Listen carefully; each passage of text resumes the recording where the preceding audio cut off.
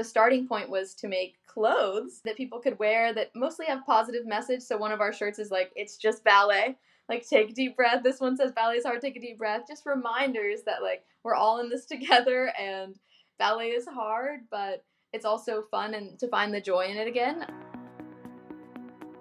I'm Caitlin, a former professional ballerina turned dance educator and career mentor, and this is the Brainy Ballerina podcast.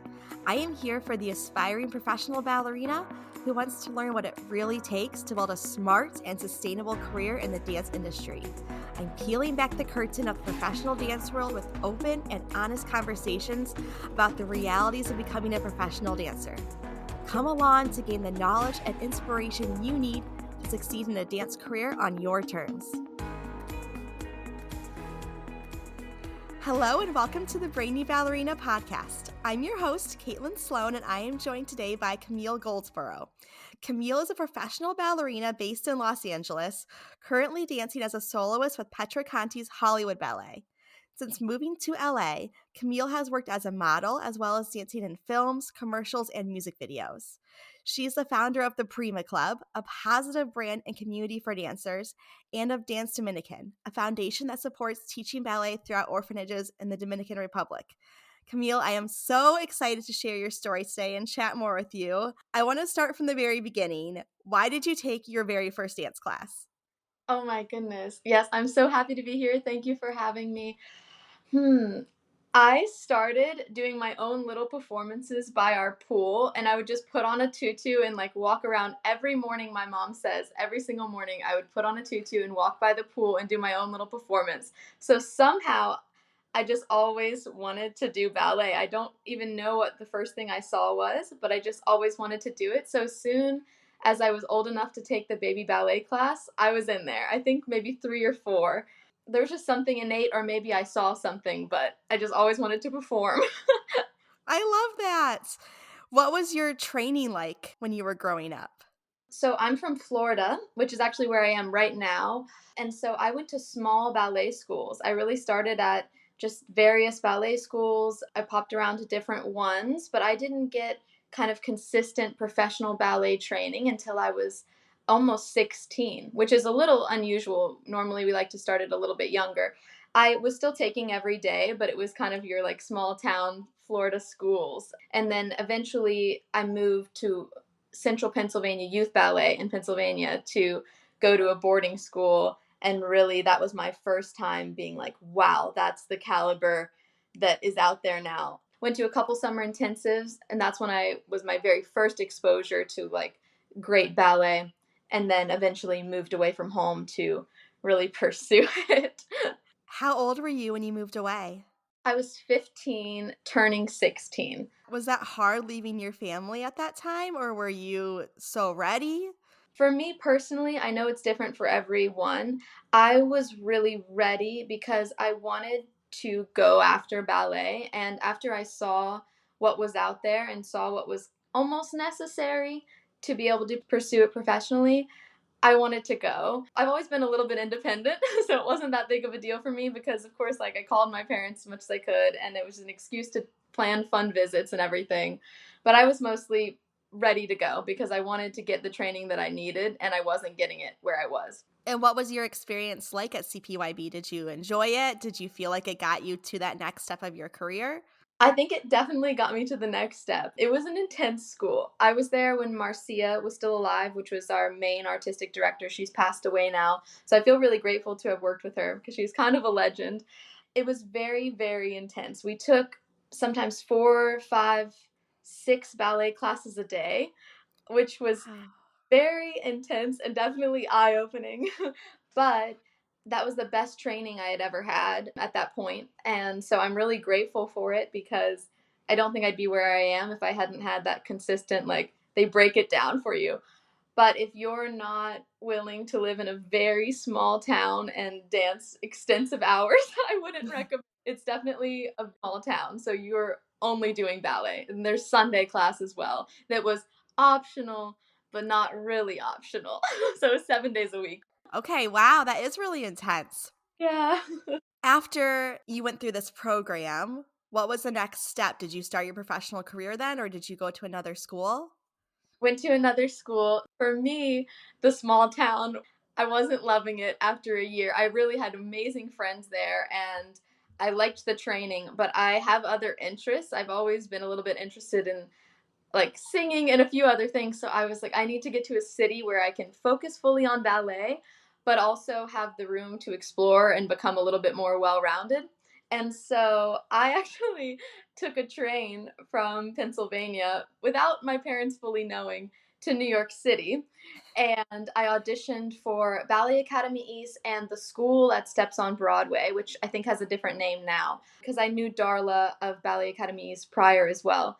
And so then I auditioned for those schools, and then I got a full scholarship to the school at Steps on Broadway. And so then I called my parents from New York and I was like, "Hi, I'm in New York and I want to move here next year. I just got a scholarship. Can I come?" And eventually I convinced them. They were hesitant. And then I moved to New York City at 16 and actually lived by myself. So at CPYB, I had like a house mom and everything. And I somehow convinced them to let me live with just another young girl in New York City. And I went to the school at Steps on Broadway for a year. That's pretty intense to be in New York City that young and truly on your own. I feel like the hardest thing for a lot of dancers is not just the dancing portion. It's like taking care of yourself, making sure you go to the grocery store, do your laundry, all those things that your parents really help you with. All of a sudden you're doing it on your own. Yeah, I think that CPYB was the perfect transition. So I went from living at home to living with a house mom with other girls where we still did our own laundry and we still made most of our own food. They just made us dinner. And then that was like the perfect year transition where I was like, okay, I'm doing almost everything by myself, but I'm still getting a little help. And then I was like, all right, now I'm ready to fully live alone. And growing up, my mom was never the coddling type. I don't even want to say that in a negative way, but we made our own food a lot and did our own stuff a good bit. So I was kind of already prepared, a little bit used to it. And I was mainly just ready. I know there were moments where I was on the subway alone and I was like, whoa, this is crazy. Like I'm just wandering around the city by myself and navigating the train system and everything. That was a little interesting. But as far as the food and everything, we had Whole Foods, Trader Joe's. It was fine.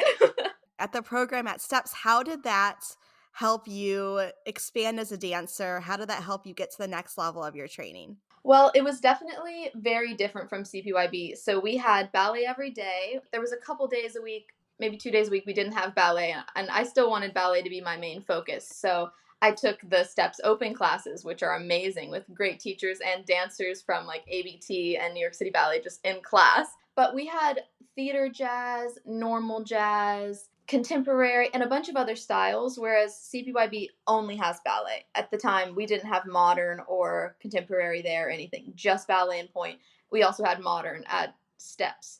So it was definitely eye opening. And all these girls were so trained in theater jazz and everything, and they looked amazing. And I was like, this little bun head, like, what is happening? But helped me expand, but it also showed me that ballet is what I really love. It was just nice in that it really opened my eyes to what's out there and kind of helped me decide what I want to pursue further. Yep, totally. You go to Steps, and then did you go and start your professional career from there? Okay, almost. Still, I was about 16 still. Yeah, maybe turning 17 throughout the year. I turned 17. And so I was still going to summer intensive. So I did a couple auditions and I got accepted to the Los Angeles Ballet Summer Intensive. And I got accepted to some bigger ones as well, but I was kind of thinking year round opportunities. So I went to Los Angeles Ballet Summer. And while I was there, they offered me a traineeship. And I was still in high school. And for their traineeship, they said you have to have graduated. But since I was already doing online school, they said they'd make an exception and let me come. So I moved from New York City to LA at 17 and finished high school online and joined the trainee program at Los Angeles Ballet. So we had company class in the morning and then trainee classes in the evening every day. And then I did my school like in the breaks or on the weekends, basically. How was that transition for you? It was good. I was actually born in LA there from when I was like 2, but I was born there, so it was kind of cool. It was like I was returning to my original place. And I lived with another dancer, kind of same as New York, so I was already used to that. And we lived within walking distance to the studios. It was definitely a shock to be in the professional world versus the school. It was no longer like, oh, we're all students and these are our like teachers sharing. It was like, I'm now in a company class with incredible dancers, and they're all worried about themselves, and you have to worry about yourself and be in charge of your own technique, especially in the morning. It was definitely very intimidating at first, and then it kind of became fun and you got used to it. And rehearsals were very scary too, because we were just in the back like trying to learn everything, but at any moment we could be put in, and if you didn't know it or messed up, you were just out and it was the next one in. So it was very like cutthroat, and definitely a huge contrast to being at a school. But we still had our school classes in the evening, so that was kind of nice that we still had training, because I didn't want to be like done with my training at 17. I wanted some more like technique and everything. But yeah, company life, as I know you know, is very different from school. Yeah, and I agree that transition is so tricky because I felt like kind of like a big fish in a small pond type thing when I was training. Like, not that there wasn't other amazing dancers, but I was always given good roles and my teachers liked me. Everything was pretty hunky dory, and Yeah. so going to professional world, and it was definitely eye-opening. Yeah, I felt like I had a big struggle trying to acclimate to this different environment. Like you said, in some ways it's not different. In some ways it's really the same as what you're used to. You still take class, you still go to rehearsal, but there's just a completely different vibe to it. And you're just thrown in, and it's like kind of sink or swim. And that can be a little bit scary. Yes, it's definitely sink or swim. And our directors, though they were wonderful, I actually still, have a lot of respect for them. They weren't the like nurturing type. It was kind of like do it or you're out. And that was the vibe. And I know every company is different, so it is hard to speak on like what company life versus school is like, because every place is so different. But in my experience, it's definitely completely different vibe from school. You really have to take, especially when you fully join a company and you're not taking the school classes in the evening, you have to take responsibility for your own dancing. No one's going to be correcting you and telling you to fix this, fix that.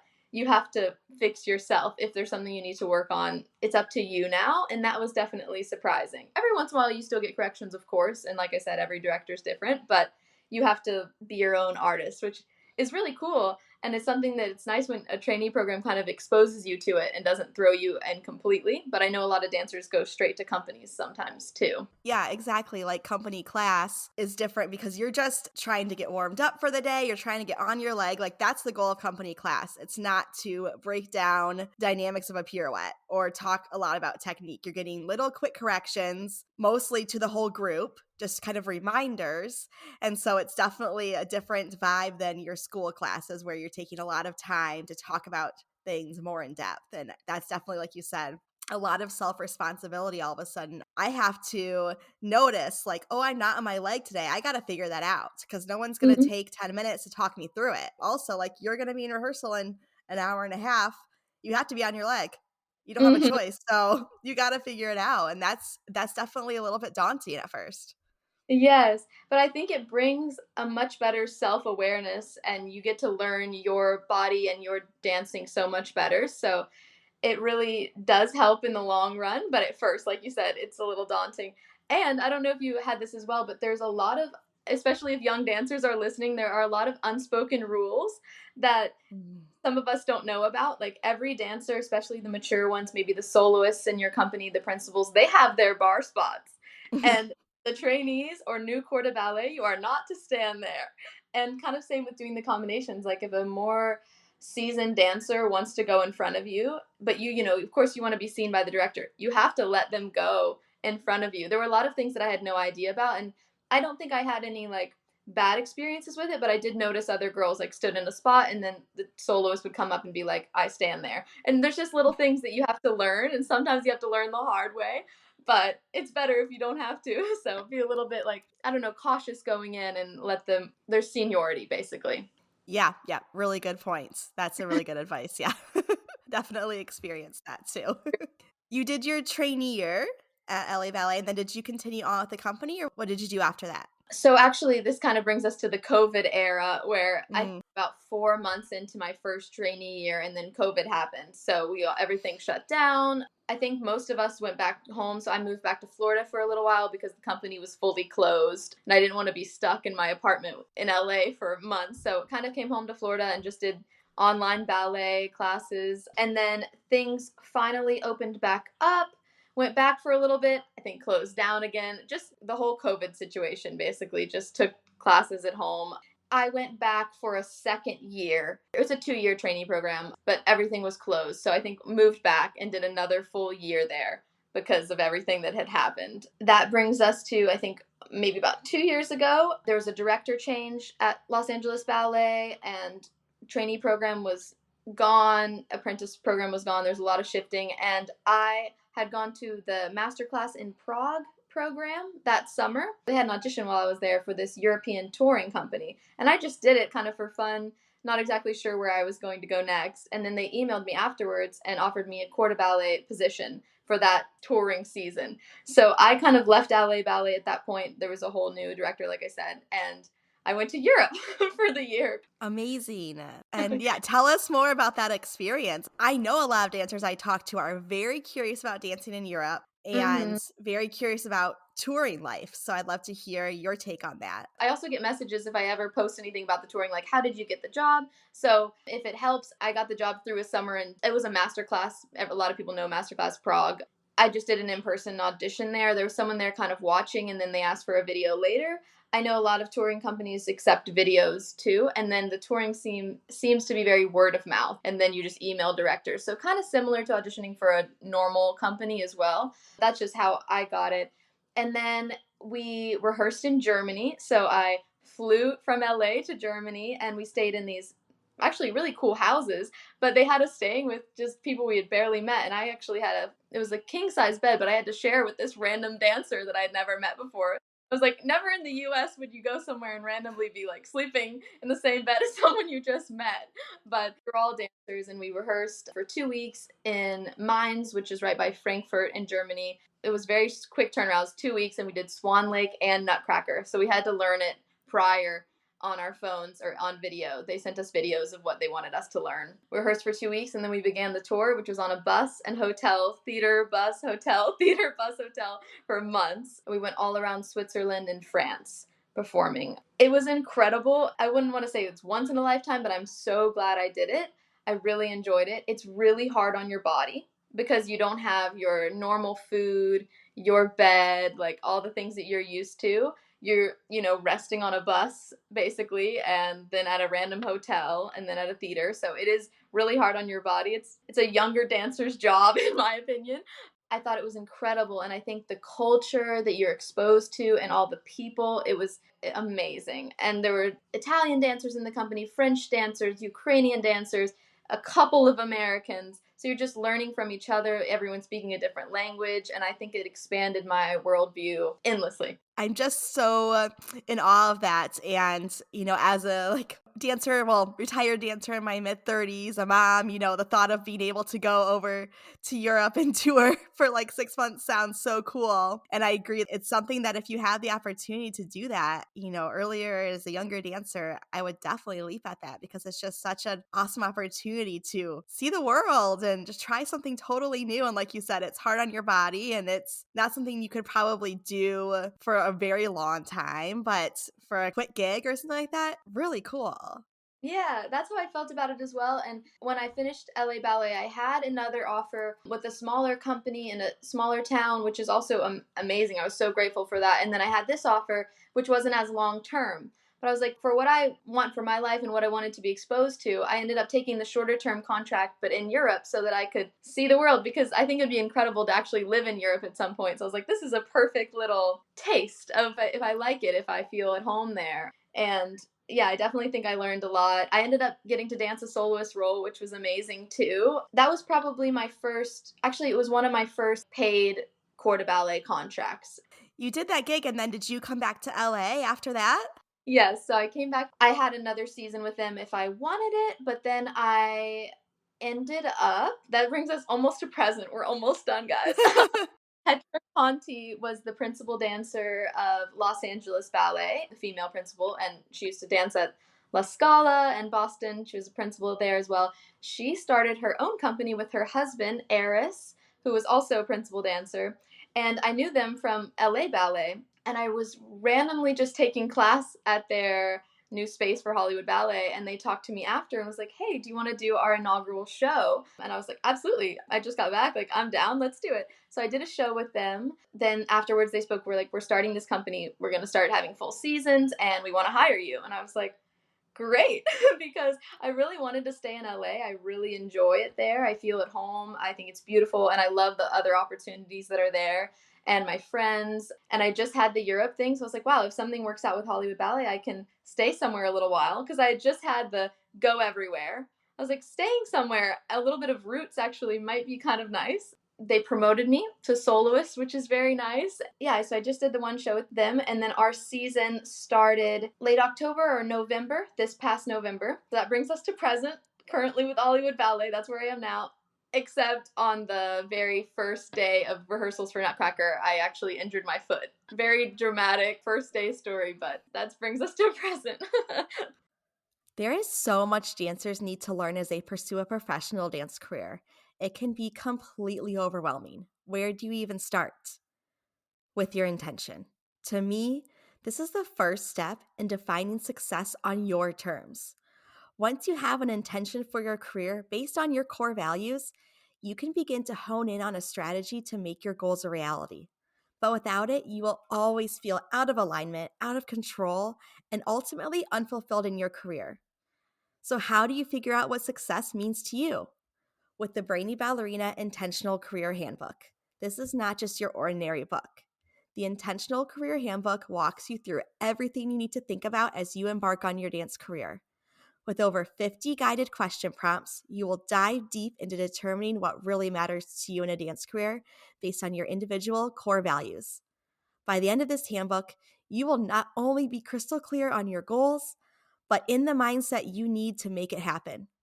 Tap the link in the show notes to download your copy today and start pursuing your dance career with intention.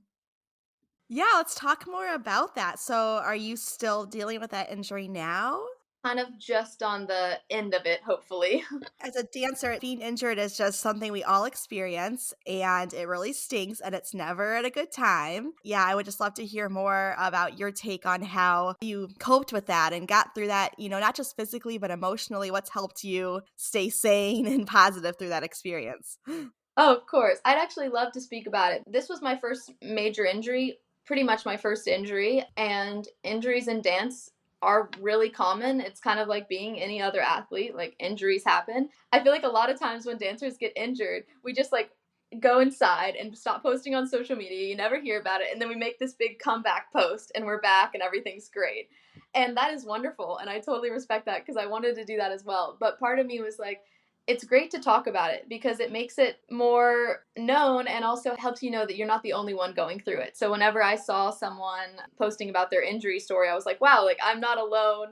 It happens. So I have a little TikTok and I've been sharing some of my injury videos and people have been messaging me saying like thank you for sharing this because I'm injured too and it really helps to see that I'm not the only one. So that's how I felt. But yeah, I hurt my foot. It was just a freak accident. It wasn't an ongoing thing. I think my foot got like a little bit caught on the tape on the ground and just twisted the wrong way. And I hobbled out of there. Like I said, it was the very first day, which is just crazy, but things happen. I was on crutches for over 2 months, which was definitely an experience of trying to be okay with just being still. Because as dancers, we're always moving so much. And then if not dancing, we're doing yoga or Pilates or long walks. We're always moving. So it was really, really challenging. But it also made me super, super grateful because now I'm grateful to walk around, which I never felt before. And I think when I'm able to like fully dance, I'm definitely going to have a new outlook. I actually came back to Florida because I was hobbling around my apartment in LA. I needed my mom. I was like, I need help making food. I just can't do this. So I came home for a bit and I found a great team of people to help me rehab. If I have any advice on it, I would say get multiple opinions if you have a serious injury because you know your body the best and people are really quick to give you advice on what you should do. And I think if you have the ability to ask a few people and have a couple different types of doctors look at you, then you should, because the very first doctor that I saw immediately told me that I needed a surgery. And that was obviously a very traumatic thing to hear.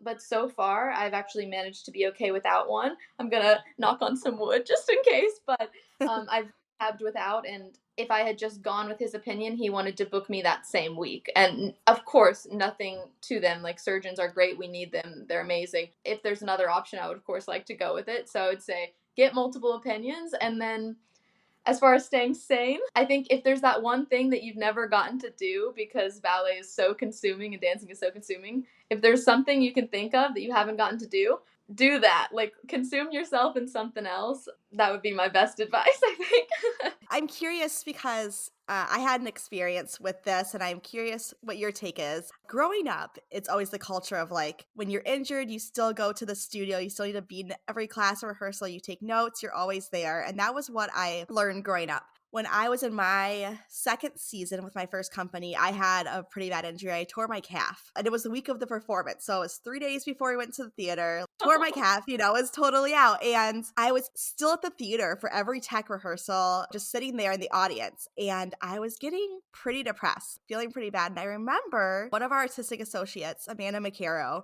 who I adore, came up to me in the theater and just said, "You don't have to be here. Like, you can go home. It's okay." And it was like such a relief because I never even considered that that was an option. Like, I didn't want them to think, "Oh, she's not working hard. She's not being supportive of the other dancers. She doesn't care." And she was just like, "If it's making you upset to be here, you can leave." And I am curious, how do you feel about that? Because I know some dancers, it feels good to be there still with everyone and be in the environment. And for some, it just does not. Oh, I'm really glad you said that. I think I was taught the same thing, especially when you're in a ballet school. And if you are in a ballet school, some schools require you to be there to watch classes and take notes. I think it shifts a little bit when you're in a company because you're already hired and your job is to dance. And if you can't do your job, you don't need to be there. I think it's definitely very personal, like you said. Some people feel like they want to still be a part of it and still support, and some people would probably feel better being like fully away from it. For me, like, if it was a smaller injury and I would still like super mobile, then I probably would have jumped back in and been like, hey, can I do some social media, like that's a thing now, or can I just be at the theater helping? I would love to see everyone. But because I was like on crutches and it was an effort for me to leave the house, which sounds dramatic but it kind of was, then I needed to just get away. I actually did go see the performance. So I didn't go for the rehearsals and everything. I did go because I wanted to see them perform and I wanted to support. So I crutched over and saw the Nutcracker. So that was like my form of supporting, and I reshared the posts and everything. But I needed to not be there. And I was really lucky that they were fine with that. I think it does depend on your company and your school and mostly you. But if you have the opportunity to do what feels best for you, what felt best for me was definitely just like being away from it because it was really hard. And like you said, of course, like you were supposed to be dancing in that show. I was supposed to be dancing in that show, and we don't want to be sitting. Like, we want to dance. So it really is challenging to watch sometimes. For me, I was like, I got to be out of here. But that's a privilege. Yeah, it's worth examining how it's affecting your mental health. If you are noticing that being in the studio constantly, and like you said, especially if it's a larger injury, like a smaller one where you're maybe going to be back for the show, then yeah, you want to be there because you need to hear the corrections. You need to make sure you know what's going on. But if you like know you're out for the show and you're not going to be able to do it, then if it's starting to really affect you, it's okay, I think, to go talk to your directors or talk to your teachers about that and just see what their take is, because I didn't even think of that as being a possibility at the time, even though I knew it wasn't making me feel good. It was making me really upset, but I didn't even think of it as being a possibility. So I do think it's good for dancers to know that you can speak up and just respectfully ask, because I also felt even like I was trying sometimes to schedule all my PT and everything around rehearsals, which I was not even involved in, so then I'm just trying to do so much where it's like I would be better off taking that time to go do my PT, to do my exercises, to do the other things that would help me get back to dancing sooner, as opposed to sitting in a studio and just feeling sorry for myself. So I think it's individualized for sure, but it's worth examining how it's making you feel and asking those questions. Yeah, absolutely.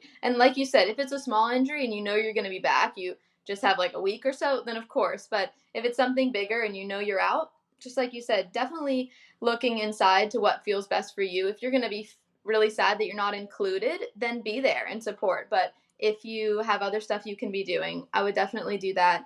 There's more and more studies coming about the mind body connection, and if you're really upset and just feeling terrible, your body's not spending the energy on healing. It's obsessed up here. So if you can find peace and be calm, you're more likely to heal. If you're happy, you're going to be healing. So it's better to definitely find your peace if you can, if you have the privilege to. Yeah, absolutely. I know you've also done a lot of freelance work in LA. And I would love to hear more about that because, again, I feel like that's something similar to dancing in Europe and doing the touring gig. It's another thing that dancers feel like is kind of this like mystical thing. Like, how do I go out there and get freelance work, especially as a ballet dancer? I feel like it's not the norm for us. And so I'd love to hear what that process was like for you. Yeah, of course. I think you're right. I think it is not the norm. Like, we think of commercial freelance dancers to be like music video dancers and everything. But I would say ballet is getting more and more popular, which I'm happy to see. First, I was like, no, it's our little secret. But it's cool to see it kind of be a little bit commercialized as long as we keep the art form. Basically, the Europe tour, like I said, it was short. And in between, there was like 2 months and something like that. And I was like, well, I'm not going to just sit around for 2 months. So I was in LA, which is a great place to freelance. I would say for freelancing, you kind of need to be in a bigger city because there's so few jobs in general. So you got to be where there's at least some options.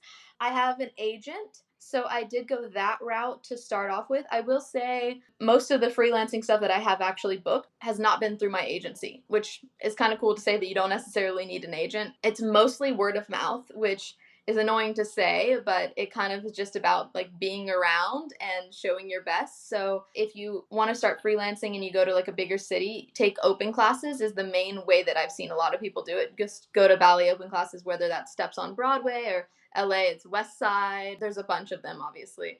And you just take class and you start networking, like, oh, hey, do you freelance?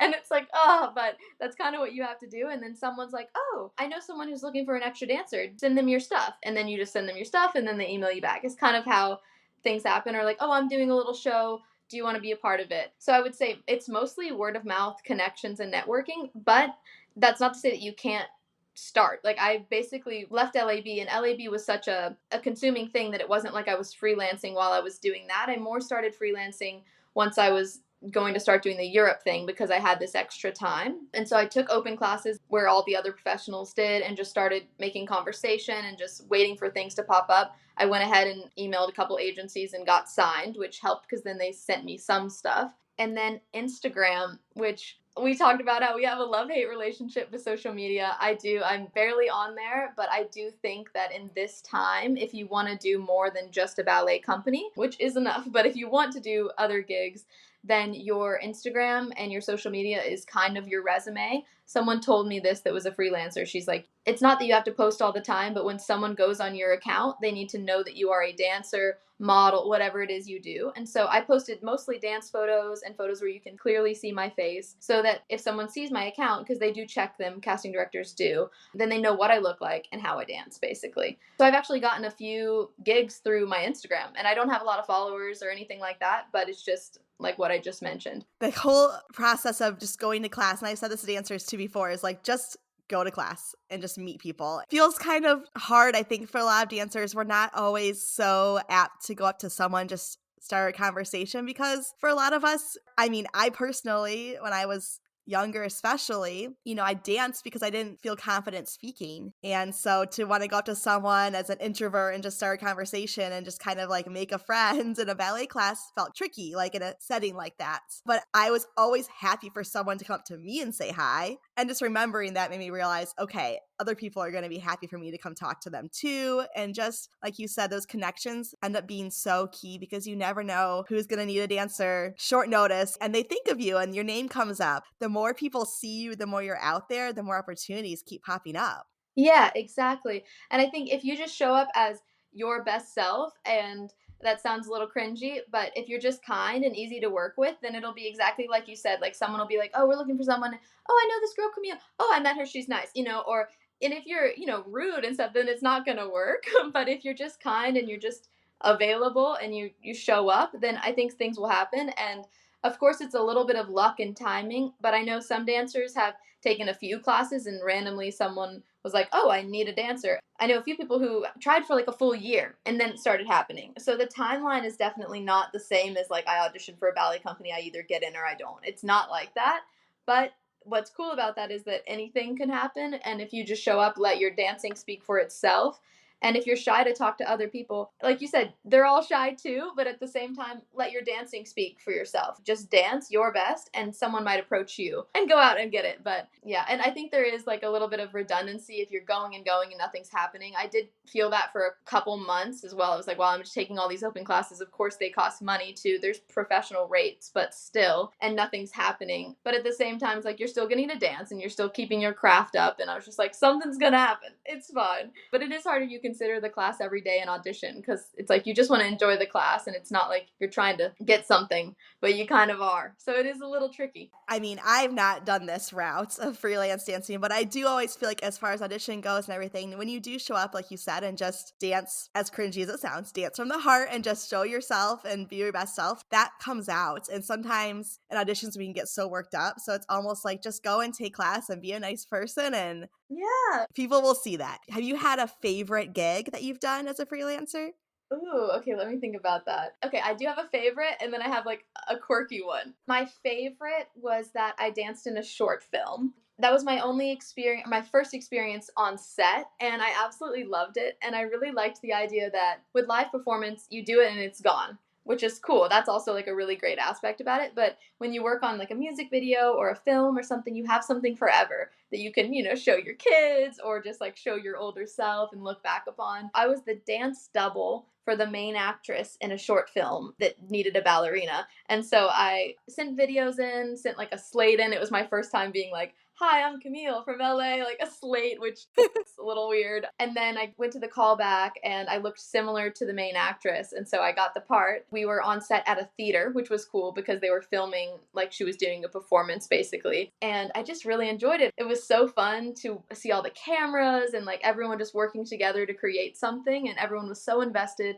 I also feel very lucky that the cast and crew were just warm and welcoming and kind.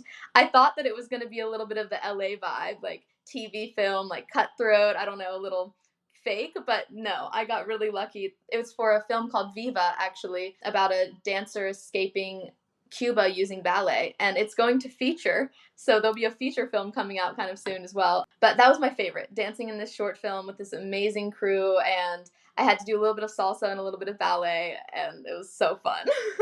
That sounds amazing. I definitely would love to do more films in the future, so hopefully that comes to fruition. I'll just be taking class until it happens. Right? But Okay, I'd love to hear your quirky story too. the quirky one was that I get a DM from this lovely girl. So that's where the Instagram plays in, and that's kind of what I was thinking of when I was saying this. Again, not a lot of followers, but just like, hey, I'm a dancer in LA. And she was, would you like to come dance at a wedding? And I was like, oh, okay. It was a performance with two other dancers that they also hired who are freelancers in LA. And we performed at a huge Armenian wedding, which I just thought was kind of random because I don't think of ballet being like showcased at weddings, but some people who aren't dancers want to have beautiful things at their wedding. And so we had two rehearsals, and then we had these wild outfits that matched the theme of the wedding, and we performed on like slick floor, but we rubbered our point shoes, which I didn't know was a thing, but you probably do. Yep. A cobbler did mine, put like rubber on my, Uh-huh. they didn't slip around, and did this like beautiful little classical trio variation thing at this huge wedding, just a little ballet at a wedding. And then we also did some just standing around doing ballet arms for 45 minutes as everyone entered. So I was just like, this is so funny, like what's happening? I really enjoyed it, and that was probably my more recent random one. That's really fun. And I think that it's just really important for dancers to stay open to those kind of opportunities and not like scoff at something like that where it's like, oh, it's just a random gig at a wedding. It's like you said, it was fun. You got paid to dance. Like, why not just go out and do something like that? So I think that's really cool. And as a freelancer, you do need to be open. And I think that's one thing is like when you're in a ballet company, you know what to expect. You're going to be taking ballet class and rehearsing. As a freelancer, you've got to be one of those people that is down for anything in a way. And of course, have your like boundaries, but you got to be open to crazy situations and random performances because it's how you're going to be getting paid, and it's the next connection you're going to make, because if you again show up as yourself, dance from the heart, and be a good person, then they're going to use you again, because of course there'll be Mhm. another wedding, and of course you want to get used. Yes, totally. I want to talk now about the Prima Club, which is an amazing dancewear brand. This is how I first found out about you, because I saw the Prima Club on Instagram and was immediately like, I love this. And so I want to hear about how you started this company. Yeah, of course. That's how we connected. So that's already one thing that I'm so grateful for with Prima Club is just like getting to meet new people that I probably wouldn't have crossed paths with or might not have. So this kind of started around a little over a year ago. I've always wanted to have my own business or my own community. I think also because as a ballet dancer, you're always looking up to someone to tell you what you're going to get to do and what you're not going to get to do, like a director, for instance. And it's really nice, and you probably know, to have something that is yours to work on and that you're the director of, you know? So that was one aspect of it, but I basically just wanted to start a positive community for artists, and my intention is to eventually host maybe some events where we can talk about like different problems and what we can do to move forward in the dance world and things like that. And then the starting point was to make clothes that people could wear that mostly have positive message. So one of our shirts is like, it's just ballet. Like, take a deep breath. This one says ballet is hard, take a deep breath. Just reminders that like we're all in this together, and ballet is hard, but it's also fun, and to find the joy in it again. The idea came way before, but I started really working on it probably like a year and a half ago, maybe a little more. I did it all myself. I had some friends, but I didn't even tell my parents about it because I really wanted to see like what it would be like to just really do something for myself. But and now it's a community of other dancers. I'm using all real dancers. That's another thing, is there's so many brands that are dancer brands, but they're run by just random people who saw the market, and I want it to be real dancers or anyone who loves ballet but genuinely. But yeah, a club, cute clothing, and a positive intention. I guess that's what it is right now. Yeah, it's amazing. And I love, the It's Just Ballet Mhm. motto, because I think that's something that I've always agreed with, as a dancer, is like we can get so serious and so caught up in this industry. And yeah, we can take it seriously. Like, I take my job seriously. It's important to me, but that doesn't mean that I can't laugh, I can't enjoy myself in rehearsal, that it can't be fun. And when I was able to start enjoying dance more is when I realized I can take the work seriously, but not myself. If I mess up, I can laugh at myself and I can move on, and it's okay. It's just ballet. Just ballet. I mean, and of course, I'm in no way saying like to not appreciate your craft and take it seriously, like you said, but I'm just saying that, of course, it's intense and of course, we love it, but also it's just ballet and everything's gonna be okay. And of course, that's what I was trying to tell myself when I was injured, which was really hard to take my own advice and be like, it's just ballet, you're gonna be okay, because we do love it so, so much. But at the end of the day, take a deep breath. Yeah, that's the intention. It's clothes that you can wear, actual dancer would wear, real ballet core with like a positive intention. And I want to continue to go on that route of like reminding people that it's just ballet, reminding people to take a deep breath and do their best, but have that support system. And also dancers that really support each other, which is something that you do see a good bit of in the freelance community, like helping each other out and get jobs. But I'm in no way a part of the push each other down to get ahead, take a job over someone else. Like, I don't want that. And I want Prima Club to be pushing forward that we can help each other and that dancers can support dancers and artists can be there for each other. Amazing. On that note, if you had to give aspiring dancers one piece of advice as they pursue a career, what would you tell them? I guess I want to say that anyone can be a dancer if they really set their mind to it. And I know that that might sound a little bit cringy, but that your route might not be exactly as you intend or exactly the same as someone else or one of your fellow students, but that if you want to be a dancer, you can be. You've just heard about my career if you're listening at this point. I mean, I wouldn't have known where I would end up, but if you want to pursue it, just keep going and you will find a place to dance. There is a place to dance for you. And I think sometimes people quit or they get discouraged because what they had their mindset on didn't work out. I understand that, but you can be a dancer and you can dance somewhere. You will find your place. Just stick with it. I think that would be what I would say, because there is a place for you. You can dance if you want to, even if it's not exactly what you thought it would be. Maybe it's better or a little different. I totally agree. I say that to dancers all the time because we get so stuck in this idea of wanting to be, in New York City Ballet or whatever. And it's like, if we don't make that, then our career is over. And like you said, there's so many more options out there. I didn't know that the company I danced for most of my career even existed when I was a young dancer. And actually, it might not have at the time, but it's just, you don't know what's out out there. And even if you can't find it, you can create it. You can make your own company. Yeah, you will find what you're looking for. And I think that's really great advice, Camille. And I would just love if you could tell everyone how they can reach you or how they can shop Prima Club. Give us all of the links. Okay, yes. All right. I'm glad that resonated because it's so true. Yes. Okay. So if you want to reach out to me, you always can. I try to check my messages. My Instagram is at Camille Goldsborough. My TikTok is also at Camille Goldsborough, and I look through all your messages. The Prima Club is at the Prima Club on Instagram and TikTok as well. And theprimaclub.com is where our little products are. So I would love if you support us. And there's opportunities with that coming up too. We're doing Dancer Day in the Life takeovers and stuff. So you can always send me a message if you want to do a takeover or anything like that. And you can send me a personal message if you have any questions. I'm always here. Wonderful. Thank you so much, Camille, for all of this insight, and the positive energy you spread in the dance world is very refreshing, and I've just really enjoyed talking to you. So thank you so much. Oh, thank you so much for having me. I feel the same about you, and I think your work is incredible too. And I'm so glad we were able to do this. Thank you for tuning in to the Brainy Ballerina podcast. If you found this episode insightful, entertaining, or maybe a bit of both, I would so appreciate you taking a moment to leave a rating and hit subscribe. By subscribing, you'll never miss an episode, and you'll join our community of dancers passionate about building a smart and sustainable career in the dance industry. Plus, your ratings help others discover the show too. I'll be back with a new episode next week. In the meantime, be sure to follow along on Instagram at The Brainy Ballerina for your daily dose of dance career guidance.